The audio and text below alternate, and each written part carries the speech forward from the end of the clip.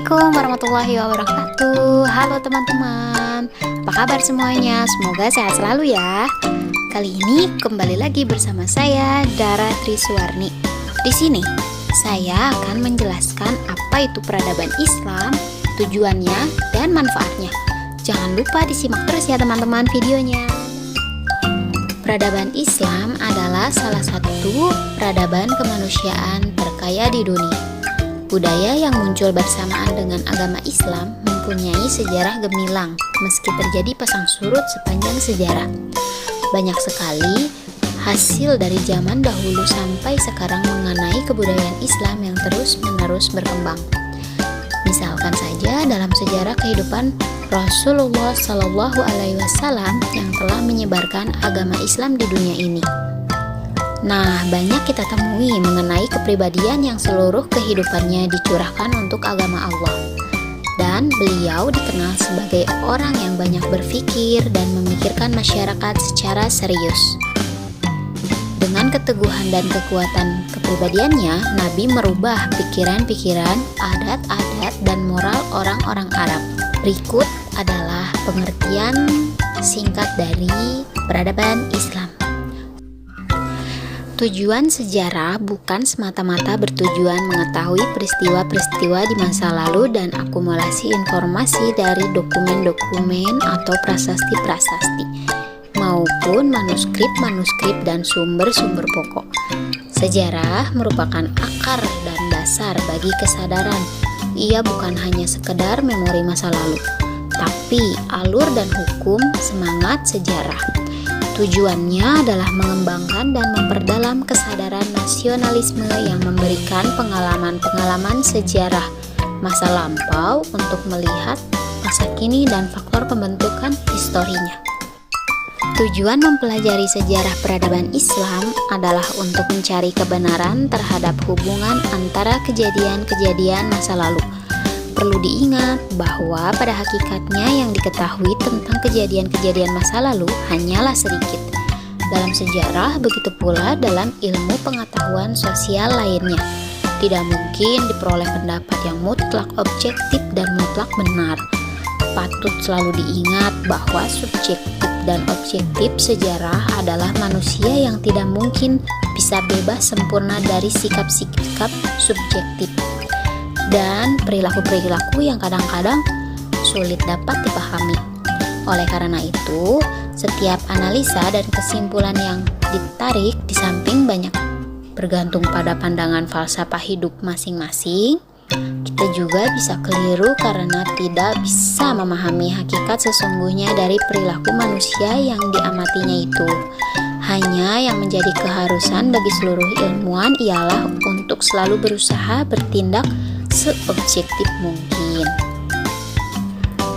Dan di sini manfaatnya belajar sejarah peradaban Islam bagi kaum muslimin tidak hanya bermanfaat sebagai cermin dan pedoman, tapi juga menjadi alat untuk memahami secara lebih tepat sumber-sumber Islam.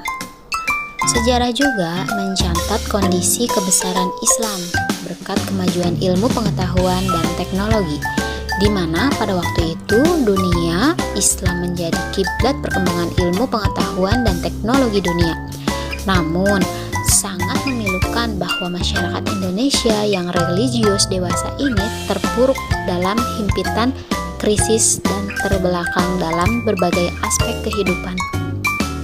Ada beberapa manfaat dalam mempelajari sejarah peradaban Islam, antara lain, yang pertama, menumbuhkan kesadaran komunitas. Sejarah peradaban Islam baik dalam bentuk cerita maupun laporan ilmiah memiliki fungsi psikologis yang strategis dan praktis dalam membangkitkan rasa optimisme suatu komunitas atau bangsa. Yang kedua, membangkitkan inspirasi sejarah peradaban bukan hanya sekumpulan cerita yang berkaitan dengan tanggal, tokoh, dan tempat terjadi peristiwa-peristiwa penting terjadi, namun juga syarat dengan makna dan menjadi rujukan untuk mengambil pelajaran atau ibrah dan dapat dijadikan inspirator untuk menata hari esok yang lebih baik. Yang ketiga, membiasakan berpikir kontekstual. Teks sejarah tidak pernah ditulis tanpa lepas dari konteks yang menyertai peristiwa. Sebab pola penulisan sejarah peradaban Islam seperti ini, yaitu membuat para pembacanya untuk bisa berpikir dengan secara sama, yaitu kontekstual. Meskipun penuh dengan nilai dan konsep-konsep sulit, tetapi selalu menghadirkan referensi kejadian historisnya, selalu melibatkan dimensi ruang dan waktu. Yang keempat, mendorong berpikir kritis. Sejarah peradaban yang dipahami tidak hanya sebagai sekumpulan peristiwa dalam kurun waktu tertentu, akan mendorong orang berpikir kritis. Dan yang kelima, meningkatkan penghargaan atas jasa masyarakat sebelumnya.